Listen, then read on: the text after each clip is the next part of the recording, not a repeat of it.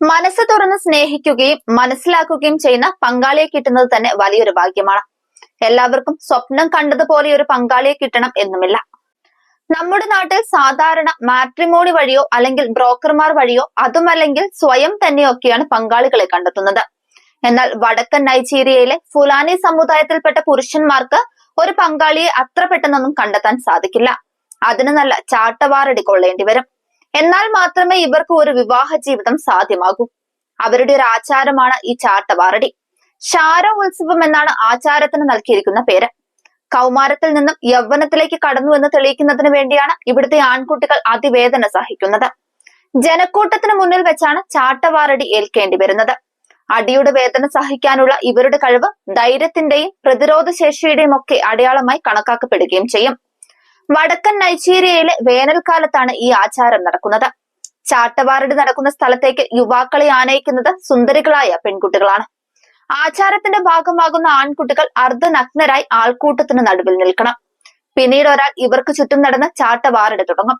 എന്നാൽ ഗുരുതരമായ പരുക്ക് ഏൽപ്പിക്കുക എന്ന ഉദ്ദേശത്തോടെയല്ല അടിക്കുന്നത്. പരമാവധി വേദനിപ്പിക്കാൻ ശ്രമിക്കുക എന്നത് മാത്രമാണ് ലക്ഷ്യം. എങ്കിലും ശരീരത്തിലാകെ മുറിപ്പാടുകൾ ഉണ്ടാകും. എത്ര ശക്തിയായി അടിച്ചാലും അത് കൊള്ളുന്ന വ്യക്തി യാതൊരു ഭാവഭേദങ്ങളുമില്ലാതെ നിൽക്കണം എന്നതും നിർബന്ധമാണ്. കരച്ചിലോ നിലവിളിയോ ഒന്നുമില്ലാതെ വേദന സഹിച്ച് ഒരേ നിൽപ്പ് തുടരാൻ. വേദന സഹിക്കാനുള്ള കഴിവ് നൽകാൻ പ്രത്യേക പ്രാർത്ഥനയോടെയാവും ഇവരുടെ നിൽപ്പ്. സമൂഹത്തിന് മുന്നിൽ നിലയും വിലയും ലഭിക്കാനും ഒരു ജീവിതം ആരംഭിക്കാനുമുള്ള അതിയായ ആഗ്രഹമാണ് ഇവരുടെ ശക്തി. വാദ്യഘോഷങ്ങളോടെ ചുറ്റുമുള്ളവർ യുവാക്കൾക്ക് പ്രചോദനം നൽകും. തല്ലുകൊള്ളുന്നവരുടെ കുടുംബമാകട്ടെ മകന് ഈ പരീക്ഷണം കടന്നുകൂടാൻ സാധിക്കണേ എന്ന പ്രാർത്ഥനയോടെ കാത്തു നിൽക്കുകയാവും. ചാട്ടവാറടി പരീക്ഷണം കടന്നു കഴിഞ്ഞാൽ പിന്നെ ആ വ്യക്തി ഫുലാനി സമൂഹത്തിന് മുന്നിൽ പുരുഷനാണ്. കൂട്ടത്തിലെ ഇഷ്ടം തോന്നുന്ന ഏതൊരു പെൺകുട്ടിയെയും അയാൾക്ക് വിവാഹം കഴിക്കാം. ചാട്ടവാറടി ആരംഭിക്കുമ്പോൾ പങ്കെടുക്കുന്നവർ പാടുകയും നൃത്തം ചെയ്യുകയും വേണം.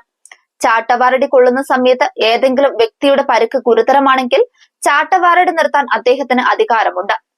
ജീവിതത്തിൽ ഏത് പ്രതിസന്ധി വന്നാലും കുടുംബത്തെയും ഒപ്പമുള്ളവരെയും സംരക്ഷിക്കാനുള്ള മനക്കരുത്ത് ഇവർക്കുണ്ടെന്ന് പരീക്ഷണത്തിലൂടെ സമൂഹം ഉറപ്പിക്കുകയാണ് ഈ ആചാരത്തിലൂടെ ചെയ്യുന്നത്.